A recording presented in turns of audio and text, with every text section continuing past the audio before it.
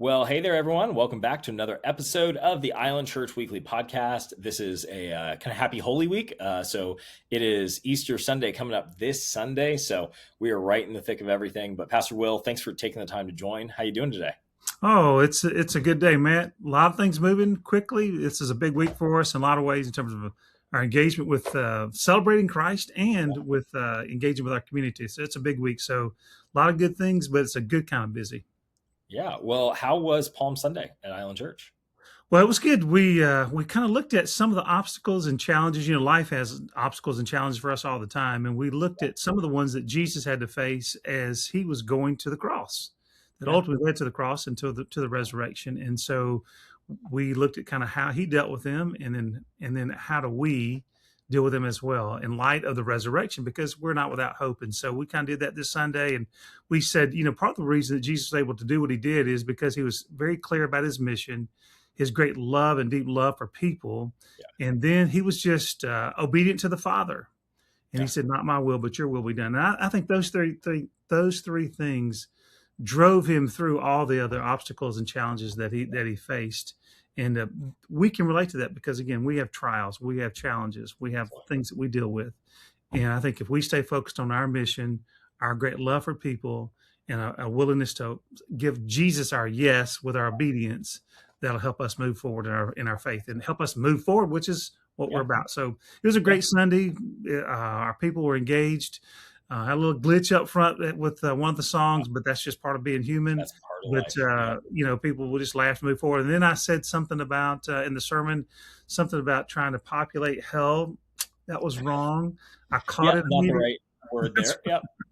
So our Sometimes people, those slips happen. that's right. So it just Yeah. happens. And so our people just laughed. And I said, now you will remember this. Yep. So anyway, We populate heaven, not hell. I fixed it. So. Oh, yeah, yep. The trials and tribulations of being a preacher and having to speak a lot of words. Sometimes we trip over them a little bit. That's right. Well, obvious. This should probably be obvious. There's a lot coming up in Island Church, especially this week. Why don't you just give us a quick rundown of what we have coming up? Any last minute ways people can plug in, and just give us kind of a rundown of what we have coming up. Saturday we've got our Easter egg hunt. And we do understand that Easter, for our people, we understand that Easter is about Jesus and it's not about the eggs. Yeah. However, we take this opportunity to engage with our community, with the parents and with the children, and that's what it's about, so that they can find Jesus, not find the eggs. Actually, we're not even going to hide the eggs. They're just going to be out in the open, Matt.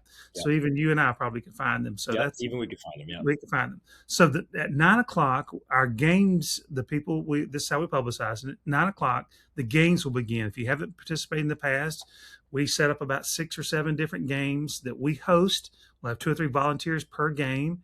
And so if you don't have a place, we can put you in one of those games, or you can help us with greeting people, or you can just wear the T-shirt and go around and speak to people. That would be fine. There's lots of things that you can do, but 9:00 is the start time. 10:00 is the Easter egg hunt, but those kids move pretty quickly, Matt. Probably by about 5 after 10, 10 after 10, those eggs are gone. And so it doesn't take very long on the Easter egg hunt, that part of it. And it's about 15 minutes or so. And we provide a little bit of information to the people, that our guests that are there, everyone that comes, and we'll be talking about whether it's our facilities or something about our service. But primarily, we're trying to lead them towards Jesus, right? We just want to be connected to them. And so if you'd like to help us with setup or tear down or anything in between, there's a place. So let Jolene know, let JJ Tarter know. Reach out to Sandy, whoever you're talking to. Teresa's helping us. Lofton's helping us with the egg hunt. There's plenty of people, and we're going to be trying to coordinating the setting up, and which involves tents and chairs and things of that nature, and then the tearing down. So that's Saturday, a big day for us. Big day for the community. Actually, just so our people know, this happens every year, and it's always, I do my role, which used to, when our kids would play sports and stuff, they would always like to ride with Dad on the way home if we had 2 cars. Why was that, Matt? It's because they knew Dad would stop and get them something to eat. Mom might say, no, just wait till we get home, we'll get a sandwich. So what happens on Saturday afternoon, our people don't know this, is that we break out all the sound equipment that we're going to use for Sunday. Steve Bibbins and the team, the worship team, set it all up in the parking lot, set the generator up, run those things. And since I can't help with any of that other than tote a few things, I take care of getting some lunch. So that's my role. I love it. That's great. Someone's got to get lunch, man. Someone's got to Somebody's get going to lunch. get lunch. So I typically get some wings and some pizza. But even on Sunday, even on Saturday afternoon, we will be loading and unloading because we've got to transition from the Easter egg hunt. We got to get all that stuff off the truck, right? Then we've got to get the sound equipment outside to get everything, test everything, and then load it into the truck. So there's all types of ways. It's just a big day. It's a way to get to know some people, to work together side by side. And so we get everything loaded up in the truck on Saturday for Sunday morning for our sunrise service.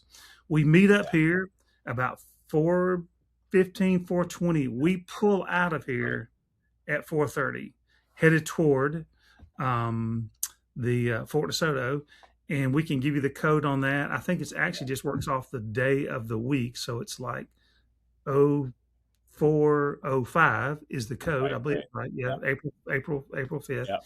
And so that allows us to get in and set up. And so we'd love to have you do that, guys, gals. You can help us with that. I think a lot of that's is in order, so we're not way behind on that. But there's always room for another set of hands. And so that we set up, leave here about 4:30. The worship team comes out and practice a little bit later. There's some other things happening. We have a welcome group out there. We have coffee. We have that set up. We greet some people as they come up, and we have people. Jeff Fox is helping us with parking. If you want a flashlight and a vest, that's your place to be. And some of Sandy's favorite things is having those vests and having that flashlight. So if she wasn't singing, she'd probably be out there helping in the parking lot. But out there with that in the parking crew. So anyway, so that's our service. We're going to pull off a 45-minute service, but there's ways you can be involved in that as well. But this is a big time. Invite some kids to come. Invite some families to come on Saturday. Invite some people to come on Sunday. Well, you say, I'm not early morning person. Well, I'm not either. Yeah. Actually, I see 4:30 at times. It's just typically because I stayed awake. You stayed up so late. Yeah. I'm a late night person. But we also have a 10 o'clock service. You can invite people to come to the 10 o'clock service here in our facility. And certainly we'll have some people that participate in both of those because they're helping in some way, or they just would like to do so to be an encouragement to others. And we certainly can use those as well. So we'll need greeters there early. We'll need greeters here at our facility as well. So Saturday, Sunday, absolutely. Big days. Yeah, absolutely. Well, what's one way this week specifically that folks can be praying? I think it's a week where there's a lot of folks in our world that are thinking about church, that might be open to it. Would you have any direction for how people can be praying this week for those people in their lives that maybe they need to come to know Jesus? Well, we're certainly seeking the Holy Spirit would speak to people and lead them to us, and that he would be moving in their hearts. You see, the reality is we're trying to help people move. We would love to have them attend and have engaged with us. But the command for us is to make disciples. And so this is often the first step towards that, of making disciples, is for them to become engaged, for them to have a warm handshake, have a cup of coffee, and get to know someone, so that we can actually lead them to Christ. And so they can begin to pray for people, that God's Holy Spirit would move in the lives of people and that people be responsive. Certainly, we're going to be in the process. As you know, we're designing some things to start a children's program or restart children's program. And that's obviously on our mind. And then we're getting very close, Matt. Our design of our building is not changing. You just saw some images a while ago. They look pretty good, huh? They look really, really good. Some of the nighttime photos, it looks more real than it's ever looked. That's what I would say is it's the first time I saw some of the renderings and that looks like a building that is done, right? Like, that looks like almost like a photo. It was great. Yeah. So we're working on that. So April 20th, the week of April 20th, they're supposed to have our final plans from which to develop contractors to actually do the building. For that to happen, several things are going to have to happen. We're going to have a county approval. We think that's going to take about 45 days. And then we're going to have our finances in order. So if you've been waiting to invest financially, now is a great time to do that, because it's going to cost us to do this. And we think the building will pay for itself because we'll be able to charge for some of the kinds of things that we're going to do. So it should take care of its own in that regard. However, we're going to pay the cost because we want to connect with people. They're attracted to Jesus if they actually get to know who he is, and we want to help them get to know him. And so that's what we're trying to do. We're trying to connect with them and to connect them to Jesus.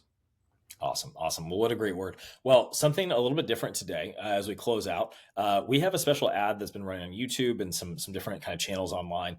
So if you're watching, hang on for a few extra seconds, about 30 seconds long. You can see it's just kind of an advertisement for our sunrise service, kind of a fun thing that we were able to create. And we hope that's a blessing to you. We hope that encourages you and maybe gets you a little bit more inspired to invite a friend. But for now, thank you for joining us for this section of the Island Church Weekly podcast.